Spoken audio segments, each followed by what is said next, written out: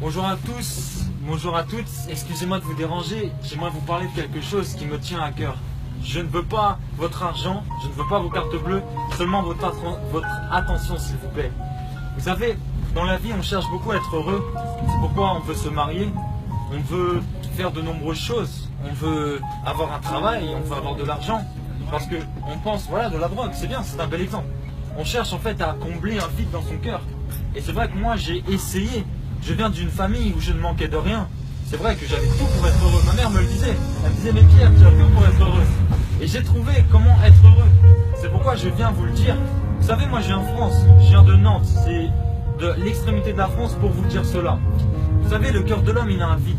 Et le cœur de l'homme, on voit que chaque personne aime se réfugier dans quelque chose. Il y en a, c'est le sport. Il y en a, c'est les femmes. Un millionnaire, souvent, se dit pas heureux. Alors il recherche l'amour.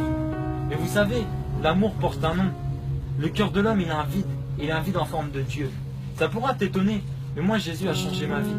Et je te présente pas une religion, pas du tout. Je te présente vraiment une intimité avec Dieu. Les prostituées, elles prient pour avoir des clients. C'est vrai. Moi, je peux prier pour quelqu'un ait une bonne santé.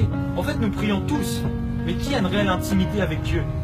Lorsque tu respectes ton père et ta mère, sache que tu es agréable à Dieu. Lorsque tu aimes tes enfants, que tu honores ta femme. Vous savez, il y a un fléau, c'est qu'un homme ne veut jamais se marier, par peur de l'engagement.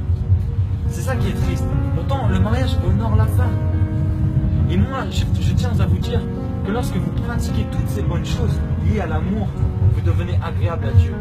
Et maintenant, il s'offre une dernière phrase pour vous, c'est que comment va-t-on au paradis? Ce ne sont pas les bonnes œuvres.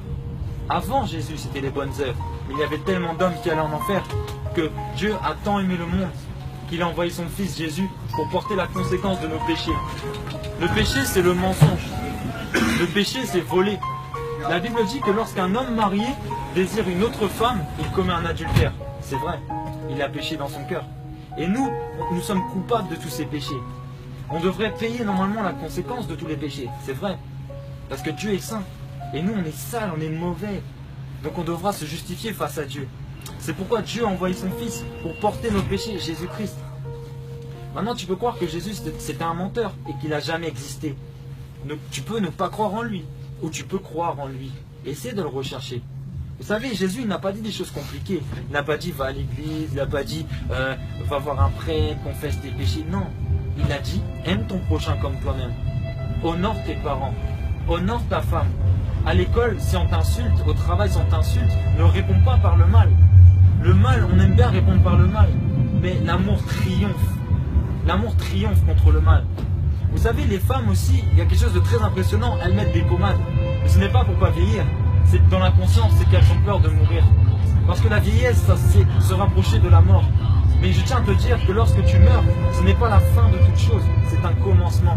Parce que tu as la vie éternelle ou la mort éternelle.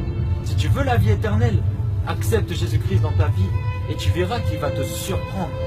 Pourquoi moi, à 21 ans, j'ai accepté Jésus? J'aurais pu aller en boîte de nuit, coucher avec différentes femmes. Mais j'ai compris que Jésus m'aimait. Et Jésus t'aime, Jésus t'appelle. Tu penses que c'est un hasard?